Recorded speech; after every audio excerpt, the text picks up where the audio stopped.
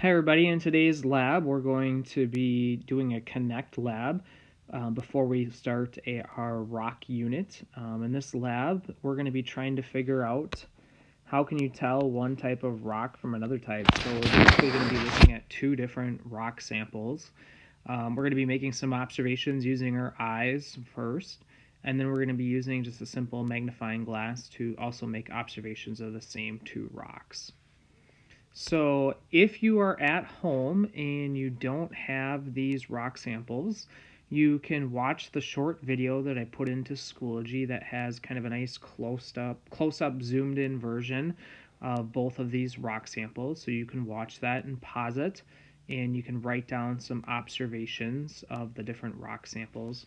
So that's the first thing you want to do in this table. You want to first look at rock 1, and you want to do this just using your eyes without using the magnifying glass in class. And you want to write down observations that you can see. We've been working on observations this year, and remember, an observation could be something you see, you feel, you hear, or in some cases what you taste. So you'll have these rock samples in front of you in school, but primarily we're going to be using our eyes, and we're going to be writing down what we see. So I want you to go beyond the fact that, oh, it looks like salt and pepper, or it looks like a peanut butter and jelly sandwich. I want you to expand beyond what you think it looks like and talk about specifically what do you see. Like, what specific colors do you see? How large are the parts that make up the rock? Do you see crystals? What are the individual colors of the crystals? What are the texture of the crystals?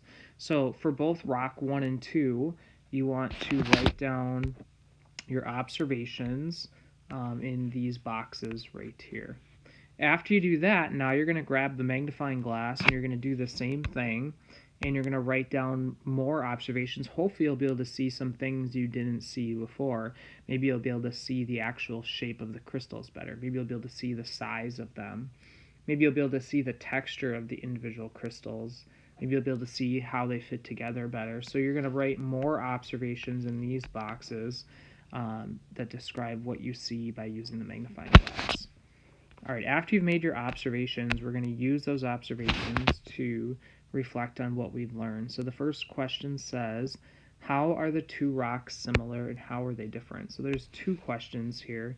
So you might start out by writing out the rocks are similar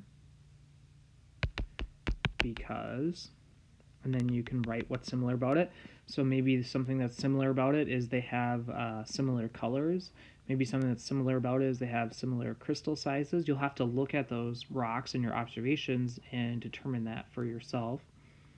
But then you're going to write the rocks are different because. So I want you to answer both of those questions. So there are going to be some things that are similar, and there are going to be some things that are different. All right, then it says, describe the physical characteristics you were able to see using the hand lens that you were not able to see with just using your eye. Okay, so it's basically asking you, what could you see by using the magnifying glass that you couldn't see with the eye? So you might say, by using the magnifying glass, I was able to see. And then you can finish that sentence. Well, what things could you see? You probably could see the actual shape of the crystals better. Maybe you could see the actual texture of the crystals, like if they're actually nice and smooth and flat. You could see how they interlock together. Are there a lot of spaces between them? You could probably see the colors better. So I want you to describe what was the benefit of using that magnifying glass. All right, our next question says infer, and infer means to kind of take your observations to make a statement about what you think is going on or how something happens or why something happens. So it says, based on your observations, what can you basically predict about the processes that formed each of the two rocks? Okay, so you might say, you'll have two sentences again. You might say, I might say rock 1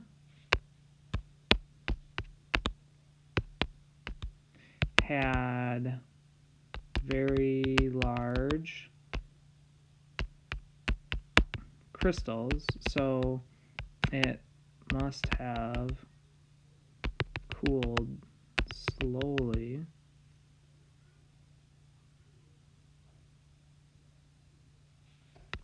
Oops, so I should say it must have cooled slowly deep in the ground. That's kind of what I'm looking for. I'm looking for you to take your observations and to make some predictions about what do you think actually formed this rock? What processes occurred? Did this rock form when water evaporated, like we've learned about some minerals? Did this rock form as an igneous rock out of magma that cooled slowly in the ground? Or did the rock cool out of lava on the surface of the earth after a volcano erupted? Or is this a rock that's made up of bits and pieces of other rocks that have kind of been cemented and stuck together called a sedimentary rock? So I want you to describe each of the 2 rock samples and make a prediction about what happened to form that rock. So you might say rock 2 had small crystals and cooled quickly on the surface of the earth. Move that up here so you can see it. All right, the last question says, based on your observations, how would you model rocks or their formation? So if this one is easier for you to draw a picture, you can do that. But I want you to talk about how could you create a model, a diagram, or how could you write about the different processes that were occurring to make these 2 rocks. So I think for a lot of people it might be easier to draw a picture down here. So maybe you want to draw rock 1, and you can show the different kind of shaped crystals that were in there. And we had kind of the gray ones. We had some black crystals in there. And then maybe what you could do is you could write about how you could show that this rock formed under many different layers of the earth, right? And so we could say that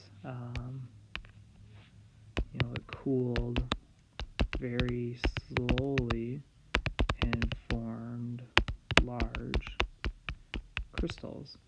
So this is just a quick example, but I want you to create a little model to show how you think each rock formed. So this would be rock 1, so I would label this rock 1, and you'd create one more for rock 2. So I'm not saying this is the answer, I'm just showing you an example of how you could do this. So I want you to create a simple diagram to show that process. When you guys are finished with this, you can just submit it to Schoology. And this is just our Connect lab before we dive into how rocks are formed in the earth and on the surface of the earth and the different processes that occur to change one rock into another type. So this is hopefully going to get us starting to think about the differences between all the different rocks we see on the surface of the earth. We will see you guys.